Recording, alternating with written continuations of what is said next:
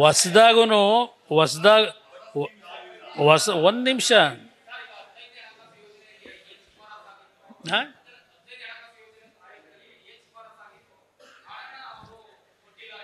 ಒಂದು ನಿಮಿಷ ಶಿಫಾರಸಾಗಿದ್ದು 3,000 ಕೋಟಿ ಪೆರಿಪೆರಿಯಲ್ ರಿಂಗ್ ರೋಡಿಗೆ, 29,000 ಕೋಟಿ ಪ್ರಾಜೆಕ್ಟು. 3,000 ಕೋಟಿ ಅವ್ರು ಕೊಟ್ಟರು ದುಡ್ಡು ಕೊಡ್ಲಿಕ್ಕೇನಿಲ್ಲ, ಕೊಡ್ತಾರೆ. ನೀವೇನು ಪೇಪರ್ ವರ್ಕ್ ಮಾಡ್ಕೊಂಡು ಹೋಗಿದ್ದೀರಿ, ಅಲ್ಲಿ ಮ್ಯಾಚಿಂಗ್ ಗ್ರಾಂಟ್ ಎಲ್ಲಿಟ್ಟಿದ್ದೀರಿ ರಾಜ್ಯ ಸರ್ಕಾರ? ನೀವು ಮ್ಯಾಚಿಂಗ್ ಗ್ರಾಂಟ್ ಇಟ್ಟರೆ ನಿಮಗೆ 3,000 ಕೋಟಿ ತಕ್ಷಣ ಬಿಡುಗಡೆ ಮಾಡಿಕೊಡ್ತಾರೆ. ನಿಮ್ಮ ದುಡ್ಡೆಲ್ಲಿದೆ ರಾಜ್ಯ ಸರ್ಕಾರದ್ದು? ಈ 3,000 ಕೋಟಿ ಕೊಟ್ಟರೆ ಅದನ್ನ ಯಾತಕ್ಕೆ ತಗೊಂಡೋಗಿ ಇಟ್ಕೊತೀರಿ? ಇನ್ನು 26,000 ಕೋಟಿ ಬೇಕಲ್ಲ ಆ ಪ್ರಾಜೆಕ್ಟ್ಗೆ. ಅದಕ್ಕೆ ಏನು ಸಿದ್ಧತೆ ಮಾಡ್ಕೊಂಡಿದ್ದೀರಿ? ಯಾತಕ್ಕೆ ಅನ್ಯಾಯ ರಾಜ್ಯಕ್ಕೆ ಮಾಡಿಲ್ಲ, ಇಲ್ಲಿಂದ ಅನ್ಯಾಯ ಮಾಡ್ಕೊತಾ ಇದ್ದೀವಿ. ಇರೋ ಪ್ರೋಗ್ರಾಮ್ಗಳನ್ನು ಸರಿಯಾದ ರೀತಿ ನೀವು ಇಂಪ್ಲಿಮೆಂಟ್ ಮಾಡ್ಕೊಳ್ಳದೆ ಬರೀ ದಿನ ಬೈಕಂಡು ತಿರುಗಿದ್ರೆ ಕೆಲಸ ಆಗುತ್ತಾ?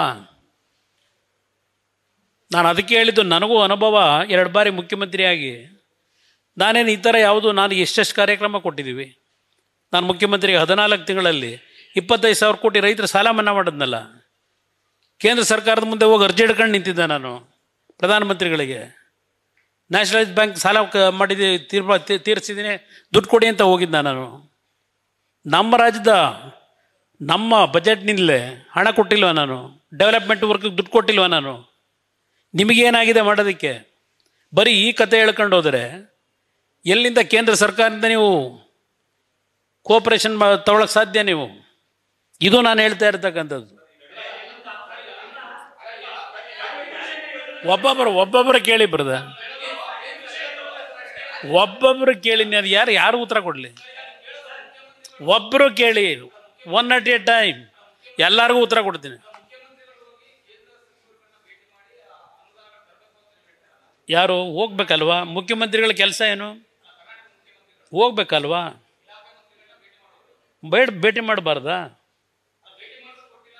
ಎಲ್ಲಿ ಭೇಟಿ ಮಾಡಿದ್ರೆ ಏನು? ನೀವು ಒಂದು ಲೆಟ್ರೆಡಲ್ಲಿ ಬರೀ ಬರ್ಕೊಂಡು ಹೋದ್ರಾಗುತ್ತಾ? ಯಾರು ಏನು ಪ್ರಧಾನಮಂತ್ರಿನೂ ಹೋಗಿ ಭೇಟಿ ಮಾಡಿದ್ರು ಕಾಟಾಚಾರಕ್ಕೆ? ಪ್ರಿಪ್ರೇಷನ್ ಏನು ಮಾಡ್ಕೊಂಡು ಹೋಗಿದ್ದೀರಿ ನೀವು? ಹೋಗಿರೋದು ಎಲ್ಲಿಗೆ? ಫೈನಾನ್ಸ್ ಕಮಿಷನಲ್ಲಿ ನಮಗೆ 3,000 ಕೋಟಿ ಕೊಟ್ಟಿದ್ರು, ಅದು ಬಂದಿಲ್ಲ. 3,000 ಕೋಟಿ ಅಲ್ಲಿ ಯಾವುದಕ್ಕೂ ಕೊಟ್ಟಿದ್ರು, ಕೊಡಲಿಲ್ಲ. ಇಷ್ಟೇ ತಾನೇ ನೀವು ಹೇಳಿರೋದು.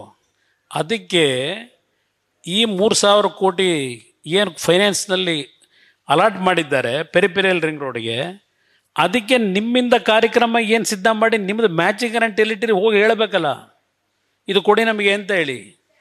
ನಿಮ್ಮ ಹತ್ರ ಪ್ರೋಗ್ರಾಮೇ ಇಲ್ಲ. ಅಪ್ಪರ ಭದ್ರ ಅದನ್ನು 5,300 ಕೋಟಿ ಇವತ್ತು ಹಣ ಬಿಡುಗಡೆ ಮಾಡ್ತಾರೆ.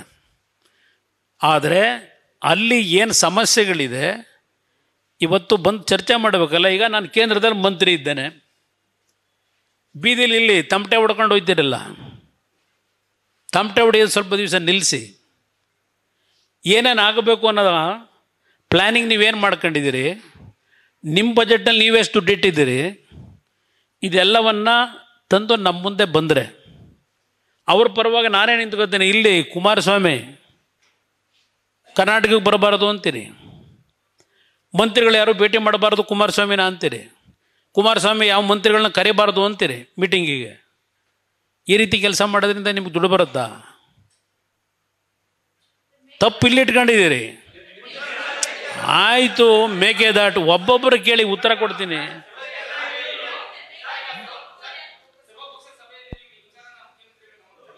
ಯಾರು ಯಾವುದನ್ನ ನಾನು ಮಾತಾಡಿದ್ದೀನಪ್ಪ?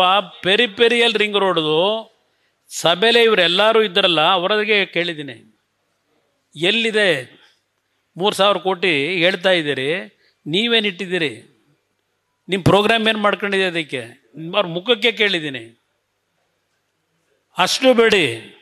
ಇವತ್ತು ನಾನು ಅಲ್ಲಿ ಮಂತ್ರಿಯಾಗಿ ಆ QSL ಕಾರ್ಖಾನೆಗೆ ನಾನು ಕೊಟ್ಟಿರೋದೆಲ್ಲ ಭೂಮಿ, ಫಾರೆಸ್ಟ್ ಲ್ಯಾಂಡ್, ಇದನ್ನು ಮೈನಿಂಗಿಗೆ ಜಾಗನ 2017ರಲ್ಲಿ ಇದೇ ಸಿದ್ದರಾಮಯ್ಯನವರು ಮುಖ್ಯಮಂತ್ರಿಯಾಗಿ ಜಾಗ ಅಲಾಟ್ ಮಾಡಿರೋದು. ನಾನು ಕೊಟ್ಟಿದ್ದು ಇವತ್ತು ಅದು ಯಾರೋ ಹಿರೇಮಠ ದಿನ ಅದನ್ನೇ ಹೇಳ್ತಾರೆ. ಕುಮಾರಸ್ವಾಮಿ ಬಂದು ಅದೆಂಥದ್ದು ಮೈನಿಗೆ ಪರ್ಮಿಷನ್ ಕೊಟ್ಬಿಟ್ಟವನೇ ಕಾನೂನು ಬಾಹಿರ ಅಂತ. ನನಗೆ ಅದಕ್ಕೆ ಸಂಬಂಧವೇ ಇಲ್ಲ. ನಾನು ಫೈಲ್ ಕ್ಲಿಯರ್ ಮಾಡಿದ್ದು 1780 ಕೋಟಿ ಹಣ. ಆ ಕಾರ್ಖಾನೆ ಏನಿದೆ ಇವತ್ತು ಅಲ್ಲಿ ಸಾವಿರಾರು ಕೆಲಸಗಾರರಿದ್ದಾರೆ. ಇವತ್ತು ಆ ಕಾರ್ಖಾನೆಗೆ ಮುಂದುವರಿದೆ ಹೋದರೆ ವರ್ಷಕ್ಕೆ 124 ಕೋಟಿ ಲಾಸು ಮುಚ್ಚುತ್ತೆ ಕಾರ್ಖಾನೆ. ಅದಕ್ಕೆ 1700 ಕೋಟಿ ಹಣವನ್ನು ಕೊಡ್ತಕ್ಕಂಥದ್ದಕ್ಕೆ ಸೈನ್ ಹಾಕಿದ್ದಷ್ಟೇ ನಾನು. ಇದೆಲ್ಲ ಹಿಂದೆನೇ ಗೆಜೆಟ್ ನೋಟಿಫಿಕೇಶನ್ನು ಎಲ್ಲ ಮಾಡ್ಕೊಂಡು ರಾಜ್ಯ ಸರ್ಕಾರಕ್ಕೆ 500 ಕೋಟಿ ದುಡ್ಡು ಕಟ್ಟವ್ರೆ ಕಾರ್ಖಾನೆಯವರು, ಕುದುರೆಮುಗ್ಧರು. ಈಗ ಅದಕ್ಕೊಂದು ನೋಟಿಸು, ಕುಮಾರಸ್ವಾಮಿ ಸೈನ್ ಹಾಕಿರೋದು ಕೆಲಸ ಆಗೋದು ಬೇಡ ಅಂತ. ಇದರಿಂದ ನೀವು ಅಭಿವೃದ್ಧಿ ನೋಡ್ತೀರಾ? ಮಾಡೋಕ್ಕೆ ಸಾಧ್ಯನಾ? ನ್ಯೂಸ್ ಫಸ್ಟ್ ನಿರ್ಭೀತಿಯಿಂದ ನಿಮ್ಮ ಪರವಾಗಿ.